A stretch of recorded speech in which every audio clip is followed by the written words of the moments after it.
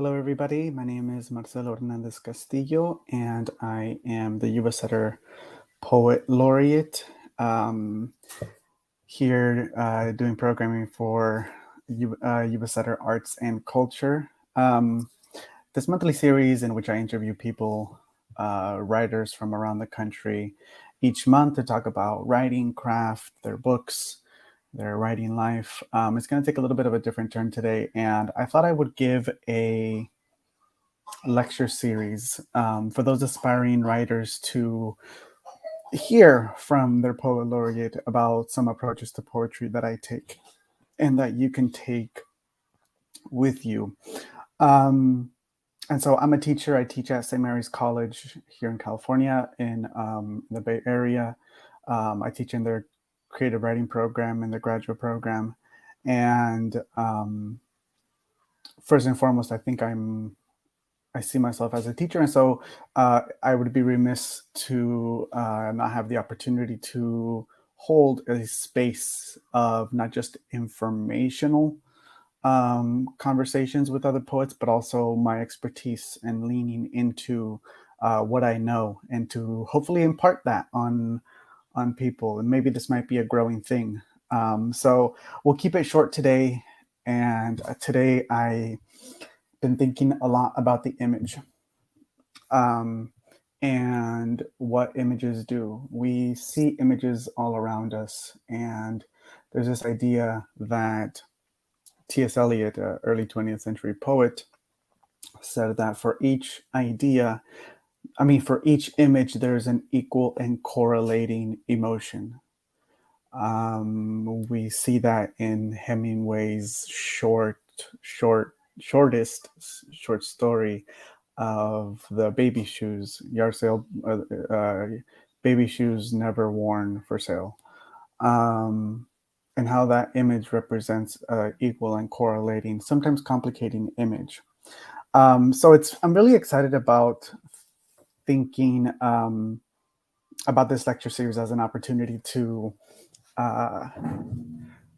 archive, some things that are particular to our town, our area, but also how we can turn this landscape in which we are in, assuming that listeners are from this area, and if not, this also applies to wherever you're from, and how to think of this landscape as a landscape that makes its way into literature.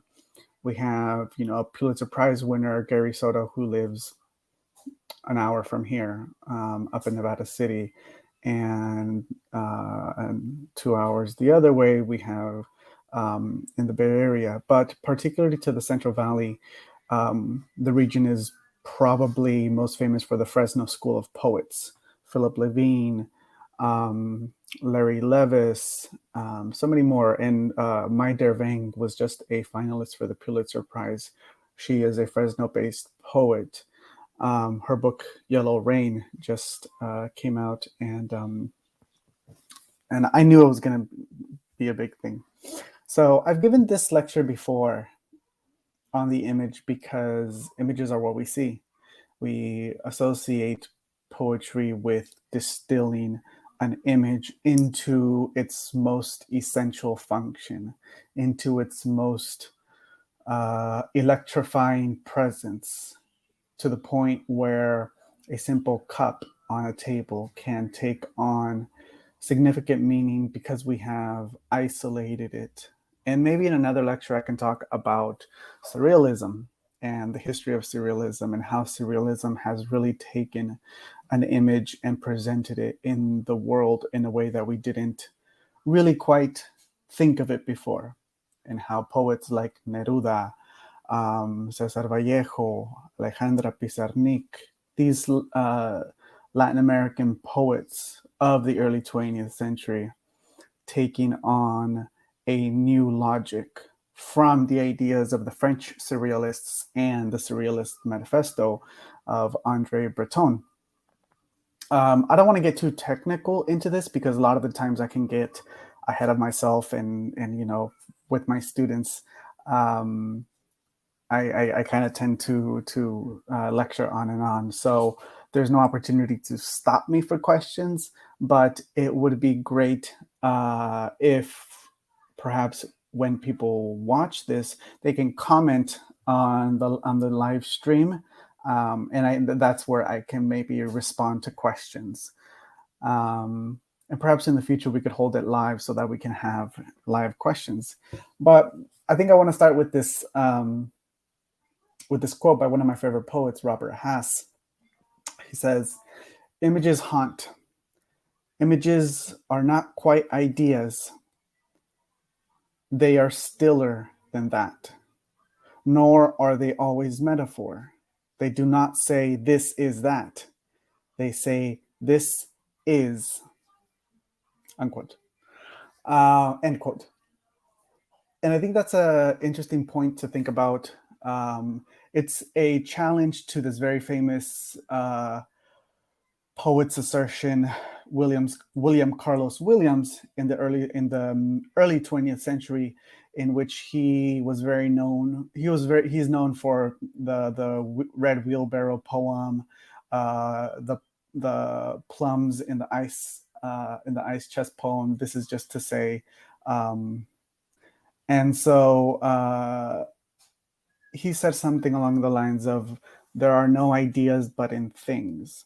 And so Hass is kind of reversing that and saying, images are not quite ideas. They are stiller than that they don't always have to have ideas behind them. They're not always metaphors, and don't necessarily point to something outside of them, but point to themselves in and of themselves. They say, this is this. So backtracking, what is an image? Images don't have to be visual. When we think of an image, we think of like what we can see, because the word image conjures sight and conjures only what we see. But images are corporeal. Images have to do with each of the five, and some might even say we actually have 7 or 8 senses, which include intuition. But images can be still, quiet, or as loud as a storm. And at the base of it, an image is primal. It is one of the most primal things that we can come up with, perhaps along with music. In poetry, the thing most akin to the distillation of energy is that music provides, that supersedes the particulars of language, probably is the image. An image, as Kim Adenizio and Dorian Lux say, is put simply language that calls up a physical sensation, appealing to us at the level of the 5 senses. It is like being alive twice, is what Louise Glick says. We live through the world once in childhood. The rest is memory. And these memories often exist in images. And again, thinking of images not just by what you see, but by what you can taste, by what you can hear, by what you can smell, feel. Taste, touch, smell, feel, insight. Yeah. So we're translating the world through each of our 5 senses. To describe something well is immensely difficult, and to allow things to stand on their own without the necessity to explain them is even more difficult. So if we're moving through a poem only through its images and the physical sensations that it evokes in us, then we're moving through the poem as if we're moving through ourselves, and we're getting to know ourselves and our bodies better, which kind of leads me to my first point.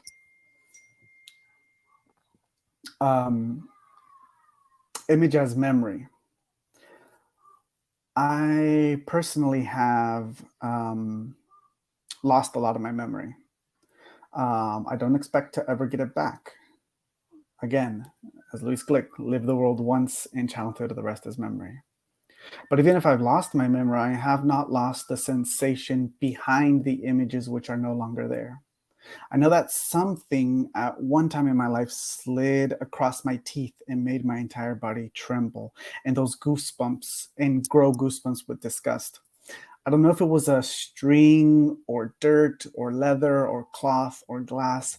I just remember the sensation. And in that sensation, that is an image.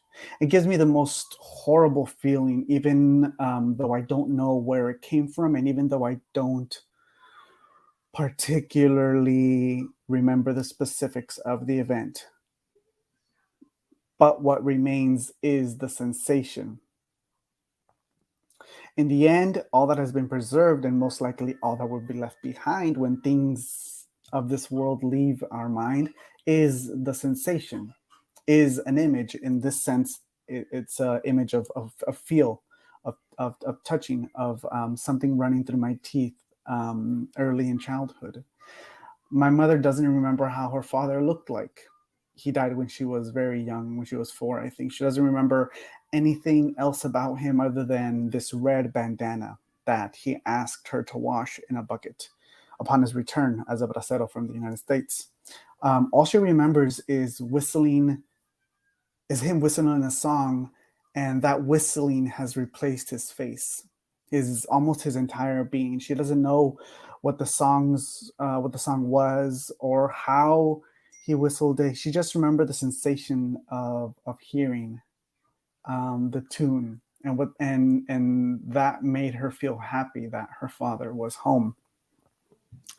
So it really goes to show that, you know, the mnemonic devices of memory, where like smell is very closely attached to memory, a lot of the times it can live in the image.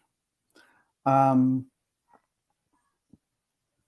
and again, I want to keep this short because I want to grow these lectures um, as simply just an archive of what I can offer as poet laureate. Um, and my next point is, so how do we craft an image? As I said, we activate any of the 5 senses. Pablo Neruda, the famous Chilean Nobel Prize laureate, said, "I bite the sleeping fire and the ruined salt. The damp grapes burned, and their funeral water is still flickering." And elsewhere in another poem, Neruda says, "There are corpses, feet made of cold and sticky clay, coming out of the bells. Death arrives among all that sound, like a shoe with no foot in it, like a suit with no man in it, comes and knocks, using a ring with no stone in it, with no finger in it." So images are what make the good stuff of the poem. Ezra Pound, on the other hand, opposite of Williams, says that, and the other imagists, this imagist school of the 20th century, um, don't want to show everything, rather only the precise thing, the singular image. Pound, which there's a lot of problems with Pound, but he wants to find only the most resonant, charged details to transmit the image to the reader. And when someone is like, oh no, that's fine. Maybe I should move on to my second point. Images give poems vertical depth. Its relation to other images push the poem forward. Images are what give the poem momentum. This vertical depth is what allows us to stay still. That opposite of prose, in which we have a lot of horizontal trajectory because of plot, because we move forward through time, because we move great distances, not just because of length, but also just physical time. With poems, we're allowed to kind of stay still, and images really allow us to charge that moment with stillness. An image can simply be an image. An image plus an image can be an idea. So in that vertical depth, we in which we look into ourselves and our understanding and our own memory, takes time. Um, I'm thinking of this silence is like a single piano key that is struck, and the silence after is the image. You still feel the residue of that vibration in the depths of your stomach, that at any moment it can erupt almost into laughter, insight, or wonder, but the note is no longer there. We had the image, we had the singular note, but there's a vibration that continues on afterwards.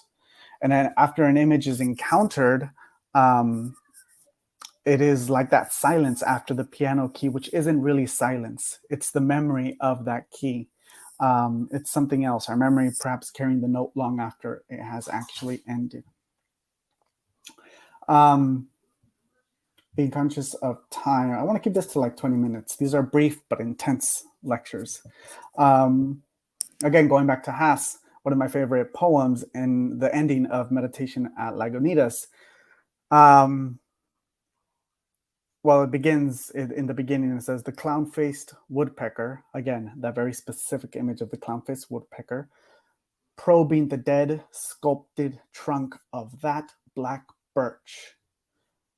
And so thinking about the verb of probing, not just a trunk, but a dead and sculpted trunk, and not just a birch, but of that particular black birch, is, by his presence, some tragic falling off from a first world of undivided light.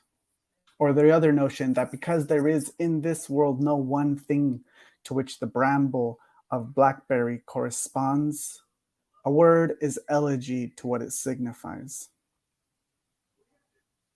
And the poem ends with simply 3 words: blackberry, blackberry, blackberry. And you can listen to that ending as the insistence of that ending, as the insistence of the power of the image, that we don't have to say the blackberry is important, that simply the blackberry is important because it is named, because it appears 3 times: blackberry, blackberry, blackberry. And in some poems, we stay longer with that image than others. The late C.D. Wright, sorry, let me put my phone on do not disturb, because it's it's finals week for me right now at St. Mary's, and so I'm working on finishing all my thesis works, and graduate students are defending oral defenses. So it's a very busy week. So C.D. Wright writes in her poem with a dozen cherries on a ledge, a woman sweeping moths from a corner, straw coming out of the broom in handfuls, the violently blue sky. So the entire line is almost like a single image. There's nothing more, nothing less, nothing more needed, nothing less. And it's the image themselves. The next point that I wanted to take, I think I wanted to skip. It's the relationship between one image and another. In this instance, this is called a non sequitur. Non sequitur is kind of like this game that you play where you say an image, you say a word, and then what's just the next word that comes to mind, or opposite of that, what is something that you think of as opposite, or something random, 2 random things being put very close together. It's one thing that is juxtaposed to another thing without any initial clear logic of their relation, these random pairings. And so we're putting these random pairings together. It's never random. Our mind will always place 2 images next to each other in relationship to each other, and will always create a bridge from one to the next. Sometimes that leap is, we have to make that leap that is very long, and it's very difficult to make that leap because the associations are kind of very far apart. Other times those 2 images are very closely related, like engine and oil. We can clearly see the relationship between them 2. But sometimes those relationships between 2 images are kind of farther apart. Car engine and commissioner's logbook. right? We still can make, our brain always finds a way to see similarities between two things, because in the end, we expect to make something out of it. We want something for ourselves. We expect there to be order. We're not an entropic species. We are a species of what Lynn Heginian says, we're the opposite of a species of entropy. We don't want chaos. Our mind always creates order and always creates the shortest distance between two things, which is why all of these like illusion tricks, we have all of these illusion tricks, because our mind is trying to make sense of the images that are in front of us. So just as we find how to connect things, we are finding ways in how they can also create a narrative. And yes, images can just exist by themselves as the CD Wright poem, but a lot of the times what they lead to is a narrative. Narrative and storytelling are some of the things that come natural to us. Going back to Lynn Heginian, who teaches at Berkeley, wonderful poet. She says, language discovers what one might know, which in turn is always less than what language might say. And it is these stories of when things are put together that a story arrives. This distance between images. I know I have said a lot, and it's already 21 minutes after. But I'm really excited about continuing this lecture series, these thoughts, as I think through my own work and as I think through some of the things that I've been working on myself. Because this is something that's very active in my own practice. And this is why I teach some of the things, because I teach them because I'm interested in them and I'm working through them myself. So maybe I can end with an image that I have been working on recently in my own work. One image in my own poem. And this is a poem that I read. No, I didn't read this one poem particular. I will read the sonnet triptych, and I'll only read one image from it.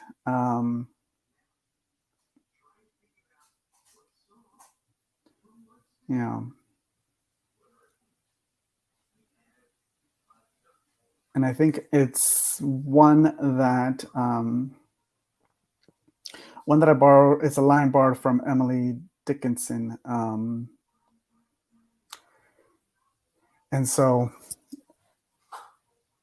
it says, Dickinson said, to make a prairie, it takes a clover and one bee.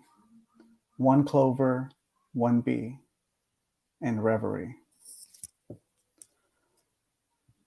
And so I added that in my poem because I'm really fascinated about how something as large and as almost abstract, almost absurd in its function, in its presence as a prairie, can be made up of one clover and one bee.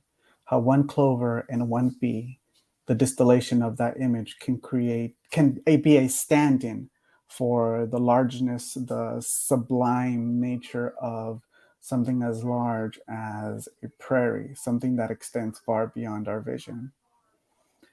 And with that, I think I'll end this lecture series for today. I hope to, like I said, I hope to maybe have a series that continues in this vein. I hope you enjoyed it. I hope I wasn't too dense or too getting too geeky, nerdy on terminology. But if there's anything that you would like for me to clear up or maybe expand on, maybe you can write them in the comments, and I'll take a look at them on the different platforms and address them. But I really enjoyed this. I hope you enjoyed it too. Please check out YubaSutterArts&Culture's programming calendar of events. They have a lot of things coming up, especially for the summer.